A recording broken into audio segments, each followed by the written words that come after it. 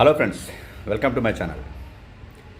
America అధ్యక్షుడు Donald Trump Bharat Pakistan యుద్ధానికి సంబంధించి మరోసారి కీలక వ్యాఖ్యలు చేశారు. రష్యా అధ్యక్షుడు పుతిన్తో భేటీకి సిద్ధమైన డొనాల్డ్ ట్రంప్ కొన్ని నెలలుగా అంతర్జాతీయంగా పలు సంక్షోభాలను పరిష్కరించడంలో కీలక పాత్ర పోషించానని మరోసారి ప్రకటించుకున్నారు. భారత్ పాకిస్తాన్ల మధ్య ఘర్షణకు సంబంధించి మరోసారి అదే మాట మాట్లాడిన ట్రంప్ ఆ రెండు దేశాలు అణుయుద్ధం వరకు వెళ్ళాయన్నారు. ఆ సమయంలో 6-7 విమానాలు నేలకూలాయన్న అమెరికా అధ్యక్షుడు రెండు దేశాల ఘర్షణను తామే పరిష్కరించినట్లు చెప్పారు.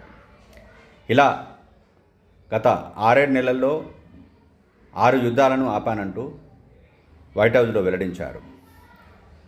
గత 6 నెలల వ్యవధిలో 6 యుద్ధాలను ఆపాను, అందుకు నేను చాలా గర్వపడుతున్నాను. భారత్ పాక్ల విమానాలు గగనతలంలోకి దూసుకెళ్లాయి. 6-7 విమానాలు నేలకూలాయి. అలా రెండు దేశాల అణుయుద్ధానికి సిద్ధమవగా వాటిని మేమే పరిష్కరించామని డొనాల్డ్ ట్రంప్ పేర్కొన్నారు. అమెరికా జోక్యాన్ని ఇప్పటికే విపక్షాలు తప్పుపట్టాయి. ఆపరేషన్ సింధూర్ సందర్భంగా భారత్ అర్ధాంతరంగా ఆపేయడాన్ని విపక్షాలు తప్పుపడుతూ రెండు దేశాల మధ్య యుద్ధ విరామానికి సంబంధించి అమెరికా అధ్యక్షుడు మొదట ప్రకటన చేయడాన్ని విమర్శించాయి.